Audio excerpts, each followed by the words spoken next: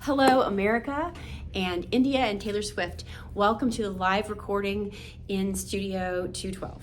Okay, so today we are going to do exactly what we did last class. We're going to be solving trig equations. However, once we find the general form of the solution, we are then going to list out the solutions needed on a particular interval. And usually the interval when we're learning is from 0 to 2 pi. So you can select any interval. So these problems are just like last class. So I'm going to give you a couple minutes. Start number 1, just like last class. Solve it all the way to the unit circle. See if you can write the general form of the solution.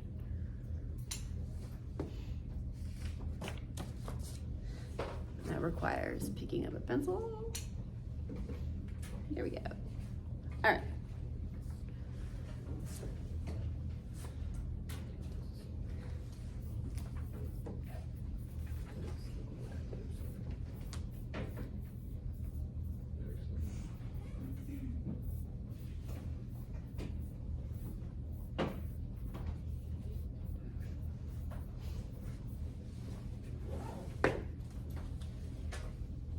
Just solving like you would in Algebra 1.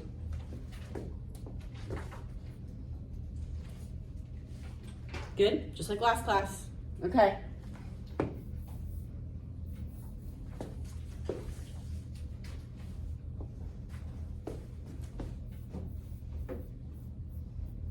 Now this is the same thing as the square root of 3 over the square root of 4. Square root of 3, square root of 4 is 2, so that's just root 3 over 2. And it's plus or minus. Can't forget the plus or minus. Okay, unit circle. I'll do it over here. Where is the cosine of x equal to plus or minus root 3 over 2? First of all, root 3 over 2, which angles are those? That's cosine, so it's x. And root 3 over 2 is the longer side. So when x is the longer side, is it the short angles? Is it the tall angles? Is it the middle angles? What is it? Short. Okay, so boom, and it's plus or minus. So really all 4 of those solutions are going to be the answer because the interval is from 0 to 2 pi. But let me just show you, if you were to write out the general form of the solutions, what that would look like, okay?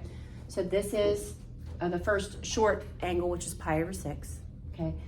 And then 7 pi over 6 is pi around the circle, so halfway around the circle. So I'm going to write those two as one solution. So it would be x equals pi over 6 plus, and then pi k. The second one, ooh, I just hit 10,000 steps. The second one would be here to here, okay? And that's 5 pi over 6 plus pi k. Now that's the answer, that would be the answer, or did I? Yeah, okay.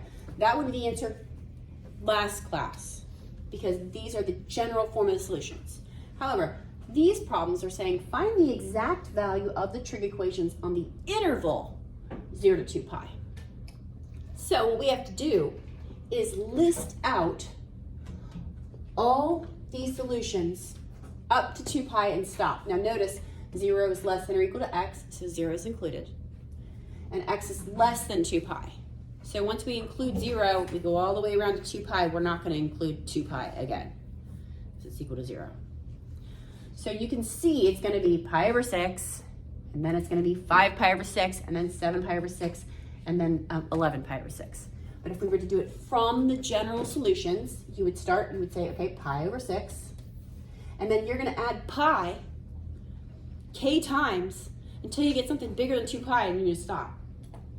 So if I add pi to pi over 6, what am I going to get? In 6, that's 6 pi over 6.